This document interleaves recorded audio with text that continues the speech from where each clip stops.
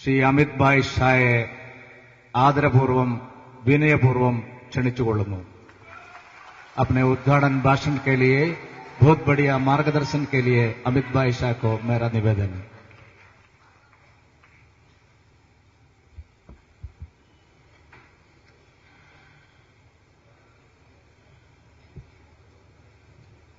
थोड़ा आगे आ जाइए तो मालूम आप ही सोना जी मुझे मालूम। प्रसंगम श्री जॉर्ज कुര്യन बीजेपी ദേശീയ നിർവാഹക സമിതി അംഗം പരിഭാഷപ്പെടുത്തുന്നതാണ്। मंच पर उपस्थित केरल भारतीय जनता पार्टी के अध्यक्ष Shri V Muralidhar Rao, Shri O Rajagopal ji, P K Krishnadas जी, सी के पद्मनाभ भैया जी, पीएस और बाकी सब उपस्थित कार्यकर्ता भाई और बहनों, सबसे पहले मैं आप लोगों को अध्यक्ष बनने के बाद मेरे प्रथम केरल आगमन पर हृदयपूर्वक ओणम की शुभकामनाएं देता हूं। വേദിയിൽ ഉപവിഷ്ടരായിരിക്കുന്ന ബിജെപി സംസ്ഥാന president V Muraleedharan, Shri O Rajagopal, Shri P K Krishnadas, Shri C K Padmanabhan, Shri P S Sreedharan Pillai, പ്രിയമുള്ളവരെ, ആദ്യമായി അധ്യക്ഷനായി തെരഞ്ഞെടുക്കപ്പെട്ടതിന് ശേഷം ആദ്യമായി കേരളത്തിൽ വരുന്ന ഞാൻ നിങ്ങൾക്കെല്ലാവർക്കും ഓണാശംസകൾ നേരുകയാണ്। मित्रों, आज ही आने के बाद प्रदेश की टीम के साथ, प्रदेश की कार्यकारिणी के साथ बैठना हुआ और केरल के संगठन के बारे में बिल्कुल बारीकियों से छोटी छोटी चीजों की इंफॉर्मेशन भी मिली है, शक्तियां भी ध्यान में आई है और जब केरल के संगठन की स्ट्रेंथ है वो भी ध्यान में आई है। പ്രിയമുള്ളവരെ, ഇന്ന് കേരളത്തിൽ വന്നതിന് ശേഷം കേരളത്തിലെ ഭാരതീയ ജനതാ പാർട്ടിയുടെ സംസ്ഥാന സമിതിയിൽ ഞാൻ പങ്കെടുക്കുകയുണ്ടായി। ഈ അവസരത്തിൽ ഭാരതീയ ജനതാ പാർട്ടിയുടെ സംഘടനാപരമായിട്ടുള്ള ആ വളർച്ചയെപ്പറ്റിയുള്ള സുചിന്തിതമായിട്ടുള്ള അഭിപ്രായങ്ങളും അതുപോലെ തന്നെ ഇവിടുത്തെ സാമൂഹികമായിട്ടുള്ള പ്രശ്നങ്ങളും എല്ലാം തന്നെ രാഷ്ട്രീയ വിഷയങ്ങളുമെല്ലാം തന്നെ എനിക്ക് മനസ്സിലാക്കുവാനും അതിനെപ്പറ്റി വിവരങ്ങൾ ഗ്രഹിക്കുവാനും എനിക്ക് സാധിച്ചു। आज यहां आने के साथ ही दोपहर को कुन्नूर जिले के अपने विचार परिवार के कार्यकर्ता भाई मनोज के हत्या के भी दुखद समाचार मिले हैं। मैं इस हत्या की घोर भर्त्सना करता हूं और ईश्वर से प्रार्थना करता हूं कि इस कायरतापूर्ण हमले के कारण भाई मनोज की जो जान गई है उनकी आत्मा को ईश्वर शांति दे। ഞാനിവിടെ വന്നതിന് ശേഷം ഇന്നുച്ചയ്ക്ക് അത്യന്തം ദുഃഖകരമായിട്ടുള്ള ഒരു വാർത്ത കേൾക്കുകയുണ്ടായി। കണ്ണൂരിലെ നമ്മുടെ സഹോദരനായിട്ടുള്ള മനോജിന്റെ ക്രൂരമായിട്ടുള്ള കൊലപാതകത്തെ പറ്റിയാണ് കേട്ടത്। അതിനെ ഞാൻ ശക്തമായിട്ട് അപലപിക്കുകയാണ്। അതോടൊപ്പം തന്നെ നമ്മളെ വിട്ടുപിരിഞ്ഞുപോയ സഹോദരന്റെ ആത്മശാന്തിക്ക് വേണ്ടി ഞാൻ പ്രാർത്ഥിക്കുകയും ചെയ്യുന്നു। मित्रों, जब से हमने यहां काम की शुरुआत की है, हमारे विचार के प्रचार और प्रसार की शुरुआत की है, आज तक करीब करीब 250 से ज्यादा कार्यकर्ता ये लड़ाई को लड़ते लड़ते शहीद हुए हैं और उसी का परिणाम है कि आज केरल में हमारी पार्टी का विस्तार इतना बड़ा हुआ है। त्योहार के इन दिनों में हर गांव से मान लीजिए एक प्रतिनिधि, पूरा एक लघु केरल मेरे सामने उपस्थित हुआ है, वो देखकर आनंद होता है। ഏതാണ്ട് ഭാരതീയ ജനതാ പാർട്ടിയുടെ ആശയ പ്രചരണത്തിന്റെ കാലഘട്ടം തുടങ്ങി തന്നെ അനേകം പ്രവർത്തകര് ഈ രീതിയിൽ കൊല ചെയ്യപ്പെട്ടിട്ടുണ്ട്. ഏതാണ്ട് 150ഓളം പ്രവർത്തകരാണ് ഭാരതീയ ജനതാ പാർട്ടിക്ക് ഈ ആശയ യുദ്ധത്തിന്റെ കാലഘട്ടത്തിൽ നമുക്ക് നഷ്ടപ്പെട്ടത്. ഈ അവസരത്തിൽ എനിക്ക് സന്തോഷമുണ്ട്. അങ്ങനെ ആശയപരമായിട്ടുള്ള മുന്നേറ്റത്തിന്റെ ഫലമായിട്ടാണ് ഭാരതീയ ജനതാ പാർട്ടി കേരളത്തിൽ ഇങ്ങനെ വളരുന്നതെന്ന് പറയുവാൻ എനിക്ക് സന്തോഷമുണ്ട്. മാത്രമല്ല, കേരളത്തിലെ ഓരോ ഗ്രാമങ്ങളിൽ നിന്നും പ്രതിനിധികളായിട്ട് അനേകം പ്രവർത്തകര് ഒരു ഗ്രാമത്തിൽ നിന്ന് ഒരാളെങ്കിലുമുണ്ട് ഇവിടെ വന്നു ചേർന്നിരിക്കുന്നു എന്നുള്ളത് സന്തോഷകരമായിട്ടാണ് എനിക്ക് അനുഭവപ്പെടുന്നത്.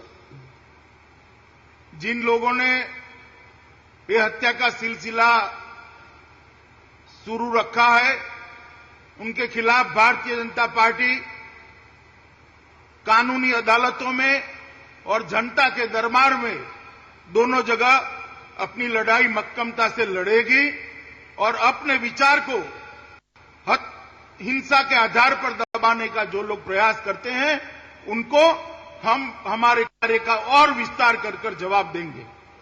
തീർച്ചയായിട്ടും ഭാരതീയ ജനതാ പാർട്ടി ഈ രീതിയിൽ കൊലപാതകങ്ങൾ നടത്തുന്നവരോട് തീർച്ചയായിട്ടും ആശയത്തിന്റെ അടിസ്ഥാനത്തിൽ നമ്മൾ ഏറ്റുമുട്ടുക തന്നെ ചെയ്യും. ആ ആശയ പ്രചരണത്തിന്റെ ഫലമായിട്ട് ഭാരതീയ ജനതാ പാർട്ടിയെ കൂടുതലായിട്ട് വളർത്തുവാൻ വേണ്ടിയാണ് നമ്മൾ ശ്രമിക്കേണ്ടത്. ജനങ്ങളിലേക്ക് ഈ ആശയം പ്രചരിപ്പിച്ചുകൊണ്ട് ജനസഭകളില് അതുപോലെ ഗ്രാമാന്തരങ്ങളില് ഈ ആശയം പ്രചരിപ്പിച്ചുകൊണ്ട് പാർട്ടിയെ വളർത്തുവാനാണ് നമ്മൾ ശ്രമിക്കേണ്ടത്. मित्रों, केरल राज्य बहुत संभावना वाला राज्य है. सबसे कम जन्म का दर यहां पर है. साक्षरता देश में सबसे ज्यादा है. आयुष्य की सीमा, औसतन आयुष्य की सीमा सबसे ज्यादा है. यहां पर मिर्च, रबर, नारियल, चाय, कॉफी और मिर्च मसालों की बहुत बड़ी संभावनाएं पड़ी हैं. സുഹൃത്തുക്കളെ, കേരളത്തെ സംബന്ധിച്ചിടത്തോളം വളരെ വിശാലമായിട്ടുള്ള ഒരു സാമ്പത്തികമായിട്ടുള്ള സമ്പത്തുള്ള പ്രദേശമാണ്. തീർച്ചയായിട്ടും ഈ കേരളം എന്ന് പറയുന്നത് വളരെ മുന്നോക്കം നിൽക്കുന്ന പ്രദേശം. കുട്ടികള് ജന്മനാൽ മരിക്കുന്നത് വളരെ കുറവാണ് ഇവിടെ. അതുപോലെ തന്നെ സാക്ഷരതയുടെ കാര്യത്തിൽ നമ്മൾ വളരെ മുന്നിൽ നിൽക്കുന്നു. അതുപോലെ ആയുഷ് ദൈർഘ്യത്തിന്റെ കാര്യത്തിൽ ഈ കേരളം ഏറ്റവും മുന്നിലാണ്. അതുപോലെ കാർഷിക ഉൽപ്പന്നങ്ങൾ, മറ്റുൽപ്പന്നങ്ങൾ, റബ്ബറുണ്ട്, തെങ്ങുണ്ട്, ചായയുണ്ട്, അതുപോലെ തേയിലയുണ്ട്, കാപ്പിയുണ്ട്. അതുപോലെ തന്നെ നമ്മളെ സംബന്ധിച്ചിടത്തോളം ഇവിടെ തീർച്ചയായിട്ടും സ്പൈസസിന്റേതായിട്ടുള്ള ഒരു കാലഘട്ടം, ഒരു പ്രദേശമാണ്. ഇവിടെ സുഗന്ധദ്രവ്യങ്ങളുടെ പ്രദേശമാണ് കേരളം. അങ്ങനെ സമ്പൽ സമൃദ്ധമായിട്ടുള്ള ഒരു കേരളത്തിൽ വരുന്നതിന് എനിക്ക് സന്തോഷമുണ്ട്. सुंदरता से बड़े प्रदेश में जो टूरिज्म की संभावना है वो भी बहुत बड़ी मात्रा में है. मगर दुर्भाग्यपूर्ण बात है कि यहां पर यूडीएफ और एलडीएफ के बारी से आए एक शासन ने केरला को आगे ले जाने की बजाय और पीछे धकेला है. തീർച്ചയായിട്ടും സുന്ദരമായിട്ടുള്ള പ്രദേശങ്ങളിൽ വിദേശ സഞ്ചാരികളെ ആകർഷിക്കുവാൻ സാധിക്കുന്ന പ്രദേശമായിരിക്കും. അങ്ങനെ കേരളവും അതുപോലെയുള്ള പ്രദേശമാണ്. ദുഃഖകരമെന്ന് പറയട്ടെ, മാറി മാറി വരുന്ന LDF, UDF ഭരണം ഈ കേരളത്തെ മുന്നോട്ടല്ല നയിക്കുന്നത്, പിന്നോട്ടാണ് നയിക്കുന്നതെന്ന് പറയുവാൻ ഞാൻ ആഗ്രഹിക്കുകയാണ്. ये दोनों गठबंधनों ने केरला के अंदर वोट बैंक की पॉलिटिक्स कर धर्मांधता को खुली छूट दी है. ഈ രണ്ട് മുന്നണികളും കേരളത്തില് വോട്ട് ബാങ്ക് രാഷ്ട്രീയം കളിച്ചുകൊണ്ട് ആ മതേതരത്വ സ്വഭാവം തന്നെ അവര് കളഞ്ഞു കുളിച്ചിരിക്കുകയാണ്. अगर देश के कोई हिस्से में समाचार पहुंचते हैं तो बड़ा आश्चर्य होता है कि कांग्रेस जैसी पुरानी पार्टी मुस्लिम लीग के साथ केरला में सत्ता पर बैठी है. ഈ കോൺഗ്രസിനെ പോലെയുള്ള ഇത്രയും പഴക്കമുള്ള പാർട്ടി മുസ്ലിം ലീഗുമായിട്ട് ചേർന്നുകൊണ്ട് ഇവിടെ സഖ്യമുണ്ടാക്കുന്നു എന്നുള്ളത് വളരെ ആശ്ചര്യജനകമായിട്ടുള്ള കാര്യമാണെന്ന് ഞാൻ പറയുവാൻ ആഗ്രഹിക്കുക. जब एलडीएफ सत्ता पर होता है तब आतंकियों के सरगना मदनी के लिए विधानसभा सर्वानुमत से प्रस्ताव पारित करती है कि उनको छोड़ दिया जाए. देशद्रोह के मुकदमे जिन पर दायर है ऐसे लोगों के छुड़ाने के लिए केरला की असेंबली सर्वानुमत से एक प्रस्ताव पारित करती है. मुझे लगता है कि आजाद हिंदुस्तान में इससे बड़ा तुष्टीकरण का अपीसमेंट का और कोई नमूना उपलब्ध नहीं होगा. അതുപോലെ തന്നെ ഇടതുപക്ഷം ഭരിക്കുന്ന കാലഘട്ടത്തില് ഈ കേരളത്തില് അബ്ദുൾ നാസർ മദനിയെ മോചിപ്പിക്കണമെന്ന് പറഞ്ഞുകൊണ്ട് നിയമസഭയില് അവർ ഐക്യകണ്ഠേന പ്രമേയം പാസാക്കുന്നു. ദേശദ്രോഹികളെ സംരക്ഷിക്കുന്നതിന് വേണ്ടി മോചിപ്പിക്കുന്നതിന് വേണ്ടി അവര് നിയമസഭയില് ഐക്യകണ്ഠേന പ്രമേയം പാസാക്കുകയാണ്. അങ്ങനെ ഈ സ്വതന്ത്ര ഇന്ത്യയിൽ ഇത്രമാത്രം ഈ വർഗീയ സ്വഭാവമുള്ള വർഗീയ പ്രീണനമുള്ള വേറൊരു മുന്നണി സംവിധാനമില്ല എന്ന് പറയുവാൻ ഞാൻ ആഗ്രഹിക്കുക. मित्रों, एलडीएफ कभी इसको छुड़ाने के रिजोल्यूशन करता है तो यूडीएफ को मुख्यमंत्री उनके हालचाल पूछने के लिए बंगलुरु चले जाते हैं. അതുപോലെ തന്നെ എൽഡിഎഫ് മദനിയെ വിടുവാൻ വേണ്ടി ശ്രമിക്കുന്ന അവസരത്തില് യുഡിഎഫിന്റെ മുഖ്യമന്ത്രി അവിടെ പോയിട്ട് മദനിയുടെ സുഖാന്വേഷിക്കുവാൻ പോകുന്ന ഒരു ദുരവസ്ഥയാണ് കേരളത്തിലുള്ളതെന്ന് പറയുവാൻ ഞാൻ ആഗ്രഹിക്കുക. मदनी एक प्रतीक है. एलडीएफ और यूडीएफ की सरकारें किस तरह केरल के अंदर चली है. मत बैंक की लालच में तुष्टीकरण की सारी सीमाएं ये सरकारों ने लांघ दी. कहीं कोई आतंकवादी को छुड़ाने के लिए आगे आता है, कोई हालचाल पूछने चला जाता है, कोई धर्म के आधार पर जिले की रचना कर देता है, तो कोई धर्म विशेष को खुश करने के लिए घोषणाएं कर देता है. അതുപോലെ തന്നെ ഈ മദനിയെ സംരക്ഷിക്കുന്നതിന് വേണ്ടി യുഡിഎഫും അതുപോലെ തന്നെ എൽഡിഎഫും പ്രവർത്തിക്കുന്ന അവസരം ഏറ്റവും വലിയ പ്രീണനത്തിന്റെ കഥയാണ് നമുക്ക് കാണുവാൻ സാധിക്കുന്നത്. ഭീകരന്മാരെ സംരക്ഷിക്കുന്നതിന് വേണ്ടി എൽഡിഎഫ് കൂട്ടുനിൽക്കുമ്പോൾ യുഡിഎഫുകാര് സുഖസൌകര്യങ്ങൾ ചോദിക്കുന്നതിന് വേണ്ടി പോകുന്നു. ഈ രീതിയിൽ ഈ രാജ്യത്ത് ആ വോട്ട് ബാങ്കിന്റെയും അതുപോലെ തന്നെ രാഷ്ട്രീയത്തിന്റെയും അടിസ്ഥാനത്തിൽ അവര് ഈ ഒരു മതപരമായിട്ടുള്ള ചിന്തയാണ് വളർത്തുന്നത്. അങ്ങനെ മതസൌഹാർദ്ദത്തെ തകർക്കുവാൻ വേണ്ടിയുള്ള ഒരു ശ്രമമാണ് ഈ രണ്ട് മുന്നണിയുടെയും ഭാഗത്തുനിന്ന് നടക്കുന്നതെന്ന് പറയാൻ ഞാൻ ആഗ്രഹിക്കുക. मित्रों, ये दोनों सरकारों ने केरल के अंदर टूरिज्म की अतुल संभावनाओं पर पानी फिरा है. इंफ्रास्ट्रक्चर के मामले में केरल काफी पिछड़ा है. ये सरकार जो अभी चल रही है कांग्रेस के नेतृत्व में, उसके शासन में एक के बाद एक इतने घोटाले हुए हैं कि शायद ही केरल में इतनी घोटालों वाली कोई सरकार आज तक आई होगी. സുഹൃത്തുക്കളെ, അതുപോലെ തന്നെ രണ്ട് സർക്കാരുകളും കേരളത്തിലെ ടൂറിസത്തിന്റെ സംഭാവനകളെ അതിന്റെ സാധ്യതകളെ അവർ തകർക്കുകയാണ് ചെയ്യുന്നത്. അതുപോലെ അടിസ്ഥാന വികസനത്തിന്റെ കാര്യത്തിലോ കേരളം വളരെ പിന്നിലാണ് നിൽക്കുന്നത്. ഇന്ന് കോൺഗ്രസിന്റെ സർക്കാരാണ് ഇവിടെ ഭരിക്കുന്നത്. അവർ ഭരിച്ചുകൊണ്ടിരിക്കുമ്പോൾ ഒന്നിന് പുറകെ ഒന്നായിട്ട് ഇവിടെ കുംഭകോണങ്ങളുടെ ഒരു പെരുമഴ തന്നെ സംഭവിച്ചുകൊണ്ടിരിക്കുകയാണ്. അത്രമാത്രം അഴിമതിയാണ് ഈ കേരളത്തിൽ ഉണ്ടായിക്കൊണ്ടിരിക്കുന്നത്. एक और कांग्रेस की सरकार यहां चल रही है और दूसरी ओर दिल्ली में भारतीय जनता पार्टी के नेतृत्व में एनडीए की सरकार चल रही है. मैं आज यहां इस मंच से आप लोगों के माध्यम से केरल की जनता को कहने आया हूं कि 100 दिन के अंदर श्री नरेंद्र मोदी के नेतृत्व में एनडीए की सरकार ने जो शुरुआत की है वो देश के अंदर अच्छे समय की शुरुआत है. അതുപോലെ തന്നെ കോൺഗ്രസിന്റെ സർക്കാർ ഈ കേരളത്തിൽ അധികാരത്തിലിരിക്കുന്നു. അതേസമയം നമുക്ക് അഭിമാനത്തോടുകൂടി പറയുവാൻ സാധിക്കും, ഡൽഹിയിലോ അധികാരത്തിലിരിക്കുന്നത് ശ്രീ നരേന്ദ്രമോദിയുടെ നേതൃത്വത്തിലുള്ള എൻഡിഎ സർക്കാരാണ്.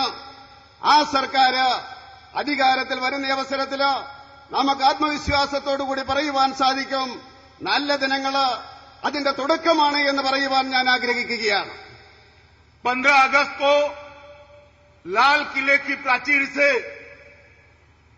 बुलेट प्रूफ कांच की रक्षा के बगैर एक बोलता हुआ प्रधानमंत्री देश ने बहुत समय के बाद देखा है. ആഗസ്റ്റ് 15-ന് ആ ചുവപ്പ് കോട്ടയിൽ നിന്നുകൊണ്ട് ബുള്ളറ്റ് പ്രൂഫിന്റെ ആ ഗ്ലാസുകളില്ലാതെ പ്രസംഗിക്കുന്ന പ്രിയങ്കരനായ പ്രധാനമന്ത്രിയാണ് നമുക്ക് കാണുവാൻ സാധിച്ചത്. 100 ही दिन के अंदर अभी इस देश के वित्त मंत्री ने पहली तिमाही के आंकड़े लोगों के सामने रजू करे थे और उसमें विकास दर 5.7 तक पहुंची है. 100 दिनों के अंदर ही देश की विकास दर में जो वृद्धि हुई है वो उस बात को दर्शाती है कि आने वाले दिनों में देश का अर्थतंत्र पटरी पर चढ़ रहा है. അതുപോലെ തന്നെ ആദ്യപാദത്തിൽ തന്നെ ഈ ഭാരതം സാമ്പത്തികമായിട്ടുള്ള വികസനത്തിന്റെ പാതയിലൂടെയാണ് മുന്നോട്ട് പോയിക്കൊണ്ടിരിക്കുന്നത്. ധനകാര്യ വകുപ്പ് മന്ത്രി പറയുകയുണ്ടായി, ഇവിടുത്തെ വികസനം എന്ന് പറയുന്നത് ഏതാണ്ട് 5.7% വർദ്ധിച്ചിരിക്കുന്നു. അതുകൊണ്ട് നമുക്ക് പറയുവാൻ സാധിക്കും, തീർച്ചയായിട്ടും നല്ല ദിവസങ്ങളുടെ തുടക്കം കുറിച്ചിരിക്കുകയാണ്. രാജ്യം പുരോഗതിയിലേക്ക് തന്നെയാണ് നയിക്കപ്പെടുന്നത്. औद्योगिक उत्पादन दर भी 7.3% को क्रॉस कर गया है. देश का विदेशी मुद्रा भंडार में भी जब हम जुलाई के अंत में ये विदेशी मुद्रा भंडार भी 320.6 अरब डॉलर हो गया है, जो सिर्फ हमें विरासत में 83 अरब डॉलर का मिला था. 83 अरब डॉलर से बढ़ाकर 320 अरब डॉलर का विदेशी मुद्रा भंडार हमने अर्जित किया है. അതുപോലെ തന്നെ വ്യാവസായിക വളർച്ച ഭാരതത്തിലെ 7.അപ്പുറത്തേക്ക് 7% അപ്പുറത്തേക്ക് കടന്നിരിക്കുകയാണ്. അതുപോലെ തന്നെ വിദേശ മൂലധന നിക്ഷേപത്തിന്റെ വിദേശ നാണ്യ നിക്ഷേപത്തിന്റെ കാര്യത്തിൽ ഏതാണ്ട് 320 ദശലക്ഷം ഡോളർ കഴിഞ്ഞിരിക്കുകയാണ്. 333 ആ പോയിന്റുകൾ കടന്നുകൊണ്ട് 320 ദശലക്ഷം ഡോളറിലേക്ക് വിദേശ നാണ്യ നിക്ഷേപം ഉയർത്തുവാൻ നമുക്ക് സാധിച്ചിരിക്കുന്നു. मित्रों, मोदी सरकार ने राजकोषीय घाटे में भी 4.1% और चालू खाते के घाटे को 2% में नियंत्रित किया है. അതുപോലെ ഈ സർക്കാർ റവന്യൂ കമ്മിയും അതുപോലെ തന്നെ ധനക്കമ്മിയും നിയന്ത്രിച്ചിരിക്കുകയാണ്. ധനക്കമ്മി ഏതാണ്ട് 4.1%, അതുപോലെ തന്നെ റവന്യൂ കമ്മി 2.2% പരിമിതപ്പെടുത്തിയിരിക്കുകയാണ് ഈ സർക്കാർ. विदेश नीति के मामले पर इस देश ने एक अभिमान युक्त राष्ट्र की विदेश नीति कैसी हो सकती है उसका देश को दुनिया को परिचय दिया है. जब मोदी जी ने शपथ ग्रहण किया तब हिंदुस्तान 60 देशों में सबसे बड़ा देश है. हमारी फर्ज बनता है कि सारे आसपास के सभी राज्यों में सभी देशों को बुलाकर उनको आश्वस्त करे कि भारत से डरने की कोई जरूरत नहीं, आइए साथ में बैठकर विकास करते हैं. അതുപോലെ തന്നെ വിദേശ നയത്തിന്റെ കാര്യത്തിലും മോഡിജി വളരെ വ്യക്തമായിട്ട് ദിശാബോധം കാണിച്ചിരിക്കുകയാണ്. സ്വാഭിമാനമുള്ള ഒരു രാജ്യത്തിന്റെ വിദേശ നയം എങ്ങനെയായിരിക്കുമെന്ന് അദ്ദേഹം കാണിച്ചു കൊടുത്തു. അദ്ദേഹം സത്യപ്രതിജ്ഞ ചെയ്യുന്ന അവസരത്തിൽ നമ്മുടെ അയൽ രാജ്യങ്ങളിലെ പ്രത്യേകിച്ച് സാർക്ക് രാജ്യങ്ങളിലെ എല്ലാ രാഷ്ട്രത്തലവും വരെ വിളിക്കുകയുണ്ടായി. അയൽ രാജ്യങ്ങളെ വിളിച്ചുകൊണ്ട് അദ്ദേഹം സന്ദേശം നൽകി, ഈ ഭാരതം ഈ സാർക്ക് രാജ്യങ്ങളിലെ ഏറ്റവും വലിയ രാജ്യമാണ്. നിങ്ങളാരും ഭാരതത്തെ പേടിക്കേണ്ട കാര്യമില്ല, ഭയക്കേണ്ട കാര്യമില്ല, നമുക്ക് ഒരുമിച്ച് പോകാമെന്നുള്ള സന്ദേശമാണ് മോഡി വിദേശ നയത്തിന്റെ കാര്യത്തിൽ നൽകിയത്. मित्रों, भारत सरकार जो भारतीय जनता पार्टी के नेता मोदी जी के नेतृत्व में चलती है, उसने शांति की शुरुआत भी की. पाकिस्तान के साथ सचिव स्तर की वार्ता के लिए हमने पाकिस्तान को न्योता भेजा, मगर जैसे ही पाकिस्तान को न्योता भेजा, पाकिस्तान ने कश्मीर के अलगाववादियों से, सेपरेटिस्ट से बात करना शुरू करा. तत्काल कोई सोच विचार करे बगैर प्रधानमंत्री जी ने कहा कि या तो आप सेपरेटिस्टों से बात करिए या हिंदुस्तान से करिए, दोनों एक साथ नहीं हो सकता। അതുപോലെ തന്നെ ശ്രീ നരേന്ദ്രമോദിയുടെ നേതൃത്വത്തിലുള്ള സർക്കാർ തീർച്ചയായിട്ടും പാകിസ്ഥാനുമായിട്ട് ചർച്ച നടത്തുവാൻ വേണ്ടി തയ്യാറായി. എപ്പോൾ ഭാരതം പാകിസ്ഥാന് സന്ദേശം കൊടുത്തോ അപ്പോൾ പാകിസ്ഥാൻ ചെയ്തത് അവര് കാശ്മീരിലെ വിഘടനവാദി നേതാക്കന്മാരുമായിട്ട് സംസാരിക്കാൻ പോവുകയാണ് ഉണ്ടായത്. ആ നിമിഷം നരേന്ദ്രമോദി പറഞ്ഞു, നിങ്ങൾക്ക് ഭാരതത്തോടാണ് സംസാരിക്കേണ്ടതെങ്കിൽ ഭാരതത്തോട് സംസാരിക്കാം, വിഘടനവാദികളോട് സംസാരിക്കേണ്ടതെങ്കിൽ ഞങ്ങൾ സംസാരിക്കുവാൻ തയ്യാറല്ല എന്നുള്ള സന്ദേശം, വ്യക്തമായിട്ടുള്ള സന്ദേശം പാകിസ്ഥാന് ഓടിച്ചു കൊടുക്കുകയാണ് ഉണ്ടായത്. मित्रों, हम मानते हैं कि देश हित से ऊपर कुछ नहीं होता। देश की सीमाओं की सुरक्षा हमारा सर्वोच्च प्राथमिकता की स्थिति। कश्मीर की बॉर्डर पर जब पाकिस्तान की ओर से देश की सीमाओं पर फायरिंग शुरू की, तब भी बॉर्डर सिक्योरिटी फोर्स ने जवाब देने में कोई देर नहीं करी और कुछ ही दिनों में स्थिति ये आई कि पाकिस्तान की ओर से फ्लैग मीटिंग की मांग की गई। അതുപോലെ തന്നെ ഭാരതീയ ജനതാ പാർട്ടിയെ സംബന്ധിച്ചിടത്തോളം രാജ്യമാണ് പരമപ്രധാനം. ഈ രാജ്യത്തിന്റെ അതിർത്തികളിൽ നിന്നുകൊണ്ട് ശത്രുക്കൾ വെടിവെക്കുവാൻ തുടങ്ങിയപ്പോൾ, പാകിസ്ഥാൻ വെടിവെക്കുവാൻ തുടങ്ങിയപ്പോൾ ഇന്ത്യയുടെ സുരക്ഷാ സൈനികര് അതേ രീതിയിൽ അവർ തിരിച്ചടിക്കുകയാണ് ഉണ്ടായത്. അതേ നാണയത്തിൽ തിരിച്ചടിക്കാൻ തുടങ്ങിയ അവസരത്തിൽ അവസാനം പാകിസ്ഥാൻ പറഞ്ഞു, നമുക്ക് ഫ്ലാഗ് ബീറ്റിംഗ് നടത്താമെന്നുള്ള ഒരു അവസ്ഥയിലേക്ക് പാകിസ്ഥാൻ ചെന്നെത്തേണ്ടിയ ഒരവസ്ഥ വന്നിരിക്കുന്നുവെന്ന് പറയുവാൻ ആഗ്രഹിക്കുക. हमारे विरोधी हम पर आरोप करते हैं कि महंगाई का क्या हुआ। मैं आप सभी को बताना चाहता हूं कि जब हम शासन में आए तब पेट्रोल के दाम 72 रुपये थे, आज उसको 68 रुपये के नीचे डालकर भारतीय जनता पार्टी की सरकार ने एक अच्छी शुरुआत की। നമ്മുടെ രാഷ്ട്രീയ പ്രതിയോഗികൾ ചോദിക്കുന്നത് വിലവർദ്ധനവിന്റെ കാര്യം എന്തായി എന്നാണ് ചോദിക്കുന്നത്. അഭിമാനത്തോടുകൂടി പറയുവാൻ ഞാൻ ആഗ്രഹിക്കുകയാണ്, ഭാരതീയ ജനതാ പാർട്ടിയുടെ സർക്കാർ അധികാരത്തിൽ വന്നപ്പോൾ അന്ന് പെട്രോളിന്റെ വില 72 രൂപയായിരുന്നുവെങ്കിൽ ഇന്ന് 68 രൂപയായിട്ട് കുറഞ്ഞിരിക്കുന്നു എന്ന് പറയുവാൻ ഞാൻ ആഗ്രഹിക്കുകയാണ്. मित्रों, महंगाई की दर 2011 से 13 के बीच में 7 से 9% के बीच में रहती थी।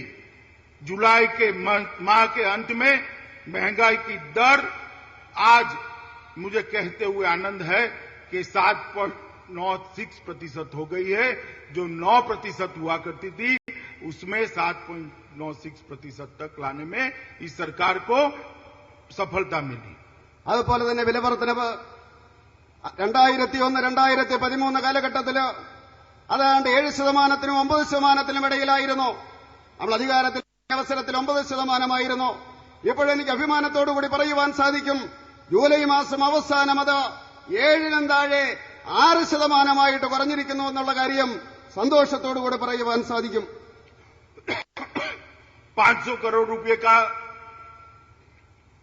मूल्य स्थिरता कोष बनाया गया। जमाखोरों के खिलाफ काफी कड़ी कार्यवाही की है। 50 लाख टन अतिरिक्त चावल लोगों के बीच में डाला गया है। खुले बाजार के अंदर अनाज के गोदाम खोलकर उपलब्धता बढ़ाई गई है। आलू और प्याज के निर्यात पर कड़ाई की गई है और फलों और सब्जियों को एपीएमसी एक्ट के बाहर कर भारत सरकार ने खाने पीने की चीजों पर काफी हद तक महंगाई पे काबू पाने में सफलता पाई है। അതുപോലെ തന്നെ 500 കോടി രൂപയുടെ വിരസ്ഥിരതാ ഫണ്ട് സർക്കാർ പ്രഖ്യാപിക്കുകയുണ്ടായി. പൂഴ്ത്തിവെപ്പുകാർക്കെതിരെ ശക്തമായിട്ടുള്ള നടപടികൾ സ്വീകരിക്കുവാൻ വേണ്ടി തീരുമാനിച്ചു. 50 ലക്ഷം ടൺ അരി മാർക്കറ്റിലേക്ക് ഒഴുക്കുവാൻ വേണ്ടി തീരുമാനിച്ചു. അതുപോലെ തന്നെ ഈ കമ്പോളത്തിൽ ഇടപെട്ടുകൊണ്ട് ശക്തമായിട്ട് വില നിയന്ത്രിക്കുവാൻ തീരുമാനിച്ചു. അത് ഉരുളക്കിഴങ്ങിന്റെയും അതുപോലെ തന്നെ ഉള്ളിയുടെയും ഇറക്കുമതി തടഞ്ഞു. അതുപോലെ തന്നെ എപിഎംസി ആ നിയമം നടപ്പിലാക്കിക്കൊണ്ട് ഇവിടുത്തെ അവശ്യ വസ്തുക്കളുടെ ആ വില കുറയ്ക്കുന്നതിന് വേണ്ടിയുള്ള ശ്രമങ്ങൾ നടന്നു. അതിന്റെ ഫലമായിട്ട് ഭക്ഷണ വസ്തുക്കളുടെ വില കുറഞ്ഞുകൊണ്ടിരിക്കുകയാണെന്ന് പറയുവാൻ ഞാൻ ആഗ്രഹിക്കുകയാണ്. मित्रों, यूपीए की सरकार जब देश में शासन में आई थी 2004 में तब उनकी कैबिनेट ने सबसे पहला काम किया था, पोटा को निरस्त कर दिया था। टेररिज्म को काबू में लेने के लिए जो सख्त कानून भारतीय जनता पार्टी की सरकार ने बनाया था, उसको निरस्त किया था। और भारतीय जनता पार्टी की मोदी सरकार जब शासन में पहली बार आई तो उसने पहला काम क्या किया? उसने पहला काम ये किया कि काले धन के लिए एसआईटी का गठन किया। काला धन जिनका विदेशों में पड़ा है, उसको पकड़कर वापस लाने के लिए एक एसआईटी का गठन करने का काम एनडीए सरकार ने किया। यही बताता है कि यूपीए सरकार की दिशा क्या थी? एपीसमेंट के लिए टेररिज्म को रोकने वाले कानून हटाना। और एनडीए सरकार की दिशा क्या है? देश को लूटकर जो भ्रष्टाचारी पैसा बाहर ले गए, उसको वापस लाने के लिए एसआईटी का गठन करना। അതുപോലെ തന്നെ യുപിഎ സർക്കാർ 2004 അധികാരത്തിലേറിയ അവസരത്തിൽ അവർ ആദ്യം ചെയ്തത് ഇവിടെ തീവ്രവാദികൾക്കെതിരെ ഉണ്ടായിരുന്ന പോട്ടാ നിയമം അവർ റദ്ദ് ചെയ്യുകയാണ് ഉണ്ടായത്. അങ്ങനെ ആ ഭീകരവാദികൾക്കെതിരെ ശക്തമായിട്ട് പ്രവർത്തിക്കേണ്ട രാജ്യത്തിന്റെ സുരക്ഷയ്ക്ക് വേണ്ടി ഉണ്ടായിരുന്ന നിയമം അവർ മാറ്റിവെക്കുകയാണ് ഉണ്ടായത്. അതേസമയം എൻഡിഎയുടെ സർക്കാർ ശ്രീ മോഡിജിയുടെ നേതൃത്വത്തിൽ അധികാരത്തിൽ വന്നപ്പോൾ ആ മന്ത്രിസഭ ആദ്യമായിട്ടെടുത്ത തീരുമാനം എന്താണ്? വിദേശങ്ങളിലുള്ള കള്ളപ്പണം ഭാരതത്തിലേക്ക് കൊണ്ടുവരുവാൻ വേണ്ടിയുള്ള തീരുമാനമാണ് മോഡിയുടെ സർക്കാർ എടുത്തത്. അങ്ങനെ വിദേശങ്ങളിലേക്ക് കൊള്ളയടിച്ചുകൊണ്ട് കൊണ്ടുപോയ നമ്മുടെ ആ സമ്പത്ത് തിരിച്ചു കൊണ്ടുവന്നിട്ട് ഈ രാജ്യത്ത് പുരോഗതി ഉണ്ടാക്കുവാൻ മോഡി ശ്രമിച്ചുവെങ്കിൽ യുപിഎ ചെയ്തത് വർഗീയ പ്രീണനത്തിന് വേണ്ടി, ആ ഭീകരവാദികളെ സംരക്ഷിക്കുന്നതിന് വേണ്ടി അവർ പോട്ടാ നിയമം എടുത്തു കളഞ്ഞു. എൻഡിഎ സർക്കാർ ആ വിദേശത്തുള്ള കള്ളപ്പണം ഭാരതത്തിലേക്ക് കൊണ്ടുവരുവാനുള്ള മാതൃകാപരമായിട്ടുള്ള തീരുമാനമാണ് എൻഡിഎ സർക്കാർ എടുത്തതെന്ന് പറയാൻ ഞാൻ ആഗ്രഹിക്കുകയാണ്. मित्रों, वैसे तो बहुत सारी लंबी सूची है। एक पुस्तिका केरल बीजेपी यूनिट ने बनाई है, आप सबको मिल जाएगी। मगर एक 3 बातों पर मैं विशेष जिक्र करना चाहता हूं। एक तो प्रधानमंत्री जन धन योजना। इस योजना के तहत लक्ष्यांक रखा गया है कि देश के हर परिवार में कम से कम 2 लोगों का बैंक अकाउंट होगा। देश के अर्थतंत्र में गरीब से गरीब व्यक्ति को इसका हिस्सेदार बनाया जाएगा। और जो वो बैंक अकाउंट खोलेगा, उसको 1 लाख रुपए के अकस्मात बीमा की फायदा मिलेगा। और जो कुछ समय के अंदर खोलेगा, उसको भी 30,000 का बीमारियों के बीमे का भी फायदा मिलेगा। അതുപോലെ തന്നെ 3 കാര്യങ്ങൾ പറയുവാൻ ഞാൻ ആഗ്രഹിക്കുകയാണ്. ഒന്ന്, പ്രധാനമന്ത്രി ധൻ യോജന. അതിന്റെ ലക്ഷ്യമെന്ന് പറയുന്നത് ഈ രാജ്യത്തെ എല്ലാ കുടുംബങ്ങളിലും ഏറ്റവും ചുരുങ്ങിയത് 2 പേർക്ക് ബാങ്ക് അക്കൌണ്ട് തുടങ്ങുക എന്നുള്ളതാണ് നമ്മൾ ഉദ്ദേശിക്കുന്നത്. ഈ രാജ്യത്തെ ദരിദ്രന്മാരിൽ ദരിദ്രരായിട്ടുള്ള ജനങ്ങൾക്ക് അതിന്റെ ഗുണം കിട്ടണമെന്ന് നിങ്ങൾ ആഗ്രഹിക്കുന്നു. ആ ബാങ്ക് അക്കൌണ്ട് തുടങ്ങിക്കഴിഞ്ഞാൽ 1 ലക്ഷം രൂപയുടെ അപകട ഇൻഷുറൻസ് കിട്ടും. ഏതാനും ദിവസങ്ങൾക്കുള്ളിൽ അതിന്റെ തുടർച്ചയായിട്ട് 30,000 രൂപയുടെ രോഗത്തിനുള്ള ചികിത്സയ്ക്കുള്ള അങ്ങനെയുള്ള ഇൻഷുറൻസ് കിട്ടും. അങ്ങനെ സാധാരണക്കാരിലേക്ക് എത്തുന്നതിന് വേണ്ടിയുള്ള ഒരു പദ്ധതിയാണ് ഇതെന്ന് പറയാൻ ഞാൻ ആഗ്രഹിക്കുകയാണ്. दूसरी बात, ब्रिक्स बैंक की स्थापना। दुनिया के व्यापार में हमारा हिस्सा बढ़ाने के लिए ब्रिक्स के देश एक साथ आकर ब्रिक्स बैंक की स्थापना का निर्णय किया है। उसमें हमारे प्रधानमंत्री जी का और भारत का अहम रोल है। और पहला चेयरमैन इस ब्रिक्स बैंक का हम सबको गौरव होना चाहिए मित्रों कि पहला चेयरमैन ब्रिक्स बैंक का भारतीय बनेगा। ये निर्णय भारत सरकार ब्रिक्स सम्मेलन में करा पाई। അതുപോലെ തന്നെ രണ്ടാമത്തെ കാര്യം ഞാൻ പറയുവാൻ ആഗ്രഹിക്കുന്നത് ബ്രിക്സ് ബാങ്കിന്റെ കാര്യമാണ്. ലോക സാമ്പത്തിക വ്യവസ്ഥയിൽ തീർച്ചയായിട്ടും ആ ശക്തമായിട്ടുള്ള ഇടപെടലുകൾ ഉണ്ടാക്കുവാൻ സാധിക്കുന്ന രീതിയിൽ ആ ബാങ്കിലാക്കി. ആ ബാങ്കിന്റെ ചെയർമാൻ എന്ന് പറയുന്നത് ഭാരതമാണ്. അഭിമാനത്തോടുകൂടി നമുക്ക് പറയുവാൻ സാധിക്കും, ഭാരതമാണ് ആ ബാങ്കിന്റെ ചെയർമാനെന്ന് നമുക്ക് പറയുവാൻ സാധിക്കും. അങ്ങനെ ബ്രിക്സ് സമ്മേളനത്തില് ആ ശക്തമായിട്ടുള്ള ഒരു സാമ്പത്തിക സംവിധാനവുമായിട്ടാണ് നാം മുന്നോട്ട് വന്നിരിക്കുന്നത്. और तीसरा काम है WTO के अंदर भारत के किसानों के हित के विरुद्ध हस्ताक्षर करने से भारत ने मना कर दिया। जब यूपीए की सरकार थी तब वो लोग एक समझौता कर आए थे, जिस समझौते के तहत भारत की सरकारें, केंद्र सरकार और राज्य सरकारें सहाय वाले मूल्य से किसान से अपनी उपज, अपना धान खरीद नहीं कर पाती। जब भारतीय जनता पार्टी की सरकार बनी और उस हस्ताक्षर की अनुमोदना का सवाल आया, भारत की सरकार ने, मोदी जी की सरकार ने, भाजपा की सरकार ने फैसला लिया कि हम ऐसे हस्ताक्षर नहीं कर सकते जो हिंदुस्तान के किसान के हितों के खिलाफ। അതുപോലെ തന്നെ പറയുവാനുള്ള കാര്യം, ലോക വ്യാപാര സംഘടനയുടെ ആ കരാറിൽ ഒപ്പുവെക്കുന്ന കാര്യമാണ്. ഇവിടുത്തെ കർഷകരെയും അതുപോലെ തന്നെ പാവപ്പെട്ടവരെയും ബാധിക്കുന്ന രീതിയിലുള്ള ആ കരാറിൽ ഒപ്പുവെക്കുവാൻ സാധ്യമല്ല എന്ന് നമ്മുടെ രാജ്യം പറയുകയുണ്ടായി, നരേന്ദ്രമോദി പറയുകയുണ്ടായി. യുപിഎയുടെ സർക്കാരിന്റെ കാലഘട്ടത്തിലോ അവരേതാണ്ട് അതിന് കീഴ്പ്പെട്ടതാണ്, സമ്മതിച്ചതാണ്. ആ കാര്യത്തില് അവരേതാണ്ട് വിദേശ രാജ്യങ്ങൾക്ക്, മുതലാളിത്ത രാജ്യങ്ങൾക്ക് മുട്ടുമടക്കിയതാണ്. പക്ഷേ നരേന്ദ്രമോദി അധികാരത്തിൽ വന്നതിന് ശേഷം പറഞ്ഞു, ഒപ്പുവെക്കുവാൻ സാധ്യമല്ല. ഇവിടുത്തെ കർഷകരുടെ ഉൽപ്പന്നങ്ങള് താങ്ങുവില കൊടുത്തുകൊണ്ട് വാങ്ങിക്കാൻ പാടില്ല എന്ന് പറയുന്ന ഒരു കരാറിലും ഒപ്പുവെക്കുവാൻ ഭാരതം തയ്യാറല്ല എന്ന് നരേന്ദ്രമോദി പറഞ്ഞു. അതുകൊണ്ട് ഈ ഭാരതീയ ജനതാ പാർട്ടിയുടെ സർക്കാർ എങ്ങനെയുള്ള ഈ ലോക വ്യാപാര സംഘടനയുടെ ആ കരാറിലോ ഒപ്പുവെക്കുന്നതിലോ വിജയിച്ചിരിക്കുകയാണ്, തടയുന്നതിൽ വിജയിച്ചിരിക്കുകയാണ്. मित्रों, अनेक काम ऐसे हैं जिनमें मैं गिनवाने जाऊंगा तो काफी समय आ जाएगा। मेरा आज यहां आने का उद्देश्य भारतीय जनता पार्टी के संगठन को मजबूत करना है।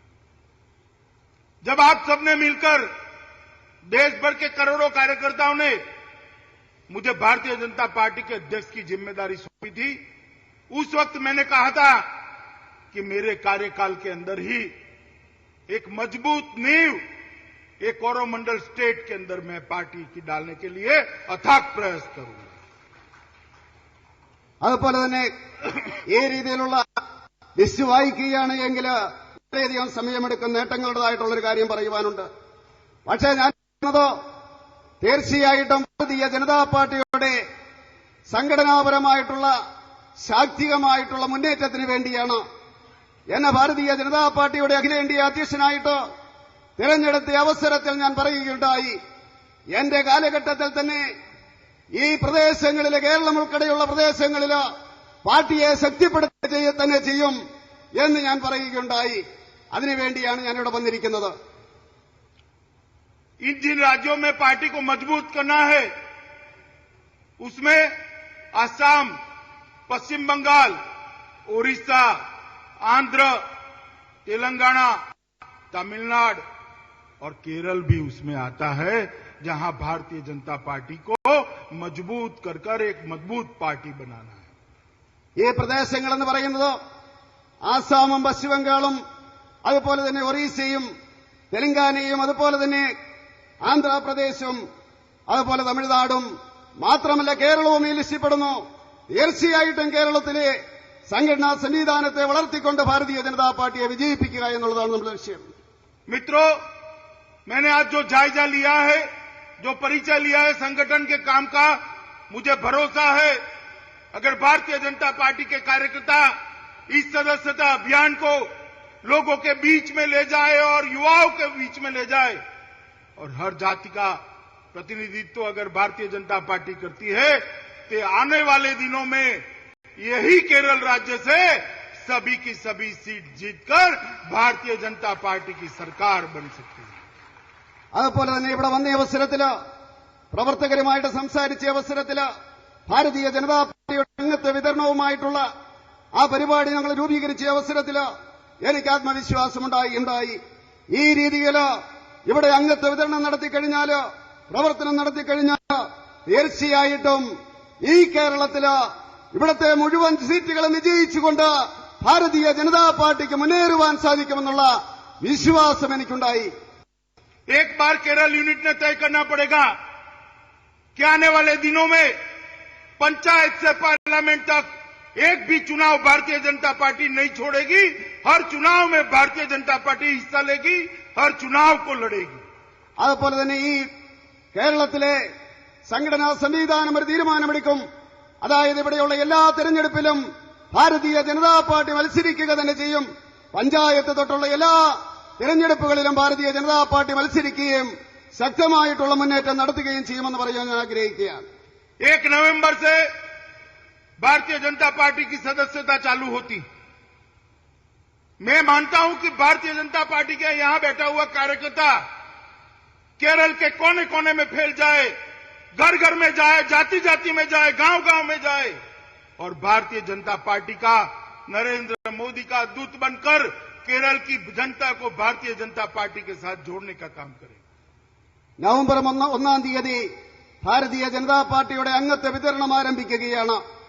ഇവിടെ വന്നിരിക്കുന്ന ഓരോ പ്രവർത്തകനും കേരളത്തിന്റെ എല്ലാ കോണുകോണുകളിലേക്കും പോകണം, എല്ലാ ഗ്രാമങ്ങളിലേക്കും പോകണം, എല്ലാ വീടുകളിലേക്കും പോകണം, എല്ലാ സമുദായങ്ങളിലേക്കും പോകണം, എല്ലാ ജനവിഭാഗങ്ങളിലേക്കും പോകണം. അങ്ങനെ ഭാരതീയ ജനതാ പാർട്ടിയുടെ സന്ദേശം വളർത്തിക്കൊണ്ട് ശ്രീ നരേന്ദ്രമോദിയോടൊപ്പം തന്നെ ഈ കേരളത്തിലും ഭാരതത്തിലെ പോലെ തന്നെ ഒരു മുന്നേറ്റമുണ്ടാക്കുവാൻ എല്ലാ പ്രവർത്തകരും ശ്രമിക്കണമെന്ന് ഞാൻ അഭ്യർത്ഥിക്കുകയാണ്. हमारे नेता और देश के प्रधानमंत्री श्री नरेंद्र मोदी ने कांग्रेस मुक्त भारत का नारा दिया है. भारत को कांग्रेस से मुक्त कराना है, मगर वो तब तक संभव नहीं जब तक केरल में से आप कांग्रेस की छुट्टी नहीं कर देते. നമ്മുടെ പ്രധാനമന്ത്രി നരേന്ദ്രമോദി പറയുകയുണ്ടായി, കോൺഗ്രസ് മുക്ത ഭാരതമെന്ന് പറയുകയുണ്ടായി. അദ്ദേഹത്തിന്റെ ആഹ്വാനം ഏതാണ്ട് നടപ്പിലാക്കി. പക്ഷേ ഞാൻ പറയുവാൻ ആഗ്രഹിക്കുകയാണ്, എപ്പോൾ കേരളത്തിൽ നിന്ന് കോൺഗ്രസിനെ തൂത്തെറിയുന്നോ അപ്പോഴേ നമുക്ക് ആ ലക്ഷ്യം നേടുവാൻ സാധിക്കൂ എന്ന് പറയുവാൻ ഞാൻ ആഗ്രഹിക്കുകയാണ്. इस बार इसकी शुभ शुरुआत तिरुवनंतपुरम के म्युनिसिपल कॉरपोरेशन के चुनाव से होने जा रही है. मैंने आंकड़े देखे हैं, 100 में से 65 वार्ड में भारतीय जनता पार्टी को बहुमत मिला है. ये म्युनिसिपल कॉरपोरेशन के चुनाव को, स्थानीय इकाई के चुनाव को भारतीय जनता पार्टी का कार्यकर्ता गंभीरता से ले और भारतीय जनता पार्टी के केरल में विजय की शुरुआत करे. അതുപോലെ തന്നെ ഞാൻ പറയുവാൻ ആഗ്രഹിക്കുകയാണ്, ഈ തുടക്കം നാം കുറിക്കേണ്ടത് തിരുവനന്തപുരം മുനിസിപ്പൽ കോർപ്പറേഷനിൽ നിന്നായിരിക്കണം. കഴിഞ്ഞ ലോക്സഭാ തെരഞ്ഞെടുപ്പില് ഭാരതീയ ജനതാ പാർട്ടിക്ക് 100-ല് 62 സീറ്റ് നേടിക്കൊണ്ട് നമ്മൾ വെന്നിക്കൊടി പാറിക്കുകയുണ്ടായി. ഈ കോർപ്പറേഷൻ നമ്മൾ പിടിച്ചടക്കിക്കൊണ്ട് കേരളത്തിലെ നമ്മുടെ യാത്ര തുടങ്ങണമെന്ന് പറയുവാൻ ഞാൻ ആഗ്രഹിക്കുകയാണ്. मित्रों, इस चुनाव में तो केंद्र में जो सरकार बनी उसमें से केरल में से एक भी सांसद नहीं आया, मगर मैं चाहता हूं कि 2019 में जो सरकार बने उसका फाउंडेशन, उसकी नींव केरल भारतीय जनता पार्टी केरल से डाले. സുഹൃത്തുക്കളെ, ഈ തെരഞ്ഞെടുപ്പില് കേന്ദ്രത്തിൽ ഭാരതീയ ജനതാ പാർട്ടിയുടെ സർക്കാർ വന്നിരിക്കുകയാണ്. പക്ഷേ കേരളത്തിൽ നിന്ന് ഒരു പാർലമെന്റ് അംഗം പോലും ഉണ്ടായില്ല. 2019 തെരഞ്ഞെടുപ്പിൽ ഞാൻ ആഗ്രഹിക്കുന്നു, ഭാരതീയ ജനതാ പാർട്ടി ഉണ്ടാക്കുന്ന സർക്കാരിന്റെ അടിസ്ഥാനവും ശിലയും അസ്ഥിയും എല്ലാം തന്നെ അത് കേരളത്തിൽ നിന്നുള്ള എംപിമാരെ കൊണ്ടായിരിക്കണമെന്ന് ഞാൻ പറയുവാൻ ആഗ്രഹിക്കുകയാണ്. मित्रों, आने वाले दिनों में केरल भारतीय जनता पार्टी के विकास की एक ब्लूप्रिंट बन रही है. उसको कार्यकर्ताओं के समर्थन के बगैर, आपके परिश्रम के बगैर सफलता तक पहुंचाना नामुमकिन है. आपके अध्यक्ष के नाते मैं अनुरोध करना चाहता हूं कि आइए हम सब साथ में मिले और केरल में एक मजबूत भारतीय जनता पार्टी बनाए. आने वाले दिनों में केरल का भारतीय जनता पार्टी का कार्यकर्ता चुनाव लड़ने के लिए न लड़े। केरल भारतीय जनता पार्टी का कार्यकर्ता भारत माता की जयकारे के साथ चुनाव जीतने के लिए चुनाव के मैदान में जाए, ये दमखम के साथ जाना है। ഈ കേരളത്തിലെ ഭാരതീയ ജനതാ പാർട്ടിയുടെ വളർച്ചയ്ക്ക് വേണ്ടി ഒരു ബ്ലൂ പ്രിന്റിന് രൂപം കൊടുത്തിട്ടുണ്ട്. തീർച്ചയായിട്ടും ആ പദ്ധതി വിജയിക്കണമെങ്കിൽ ഭാരതീയ ജനതാ പാർട്ടിയുടെ ഓരോ പ്രവർത്തകന്റെയും കഠിനാധ്വാനം ആവശ്യമാണ്. അങ്ങനെ അധ്വാനത്തിലൂടെ പാർട്ടിയെ ശക്തിപ്പെടുത്തുന്നതോടൊപ്പം ഞാൻ പറയുവാൻ ആഗ്രഹിക്കുകയാണ്, വരാൻ പോകുന്ന തെരഞ്ഞെടുപ്പുകളിൽ ഒന്നും തന്നെ ഭാരതീയ ജനതാ പാർട്ടിയുടെ പ്രവർത്തകര് മത്സരിക്കുവാൻ വേണ്ടി മത്സരിക്കുന്ന ഒരു രീതിയിലേക്ക് പോകരുത്. ഭാരത് മാതായ്ക്ക് കീഴ്വലിച്ചുകൊണ്ട് തീർച്ചയായിട്ടും വിജയിക്കുന്നതിന് വേണ്ടിയുള്ള ഒരു തെരഞ്ഞെടുപ്പിനെയായിരിക്കണം നമ്മൾ നേരിടേണ്ടതെന്ന് പറയുവാൻ ഞാൻ ആഗ്രഹിക്കുകയാണ്. നാം എല്ലാവരും കൂടി ഒന്നിച്ചു കൂടിക്കൊണ്ട് ശക്തമായിട്ട് മുന്നേറ്റത്തിലൂടെ അത് നടപ്പിലാക്കുവാൻ സാധിക്കുമെന്ന് പറയുവാൻ ആഗ്രഹിക്കുന്നു. एक बार आप लोगों को ओणम पर्व की बधाई देकर मेरी बात समाप्त करता हूं। भारत माता की। जरा जोर से दो हाथ खड़े कर बोले, ശക്തമായിട്ട് പറയാൻ. भारत माता की, भारत माता की। बहुत बहुत धन्यवाद अमित भाई. നന്ദി പ്രകാശിപ്പിക്കുന്നതിന് വേണ്ടി ശ്രീ എ എൻ രാധാകൃഷ്ണൻ അവർ ലക്ഷ്മി.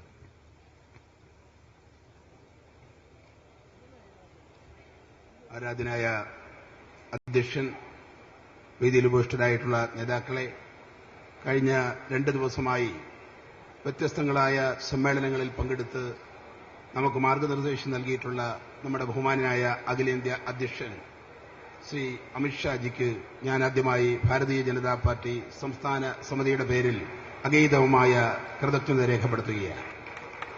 ബഹുമാനായ അധ്യക്ഷൻ ശ്രീ മുരളീധരൻ, വേദിയിൽ ഉപവിഷ്ടരായിട്ടുള്ള Sriman O Rajagopal, Sriman P K Krishnadas, advocate Sreedharan Pillai, Sriman K V Sreedharan master, മറ്റ് സംസ്ഥാന ഭാരവാഹികൾ, ജില്ലാ അധ്യക്ഷന്മാർ, കേരളത്തിന്റെ വിവിധ ഭാഗങ്ങളിൽ നിന്ന് എത്തിച്ചേർന്നിട്ടുള്ള പഞ്ചായത്ത് ജനറൽ സെക്രട്ടറി ഉപരി നേതാക്കന്മാരെ, മാധ്യമ സുഹൃത്തുക്കളെ, എല്ലാവരെയും ഭാരതീയ ജനതാ പാർട്ടി സംസ്ഥാന ഘടകത്തിന്റെ പേരിൽ നന്ദി പ്രകാശിപ്പിച്ചുകൊണ്ട് ഞാൻ നിർത്തുന്നു. നമസ്കാരം.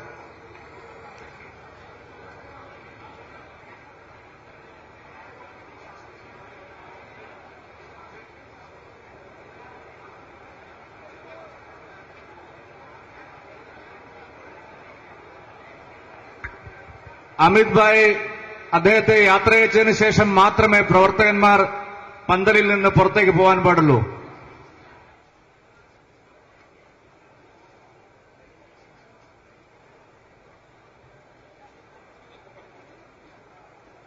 എല്ലാ പ്രവർത്തകർക്കും ഈ പന്തലിന് പുറകിൽ ചായയുടെ സംവിധാനമുണ്ട്. രാത്രി തിരിച്ചു പോകുന്നവർക്കുള്ള രാത്രി ഭക്ഷണത്തിന്റെ പാക്കറ്റും റെഡിയാണ്. എല്ലാവരും അത് വാങ്ങിയതിനു ശേഷം മാത്രമേ പോകാൻ പാടുള്ളൂ.